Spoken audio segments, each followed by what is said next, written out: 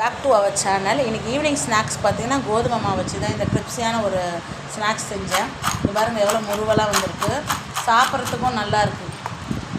இது வந்து சிம்பிளான மெனு தான். இது சாப்பிட்றதுக்கும் நல்லா முறுமுறுன்னு இருக்குது. மிக்சரு இதெல்லாம் நம்ம சாப்பிட்டு உடம்புக்கு எடுத்துக்கிறத விட இது கோதுமையில் தான் இப்படி செஞ்சேன், வீட்டில் தான் செஞ்சேன். இது எப்படின்னா, நம்ம கோதுமை வந்து சப்பாத்தி பாத்திரத்துக்கு தான் பிசைஞ்சிக்கணும்.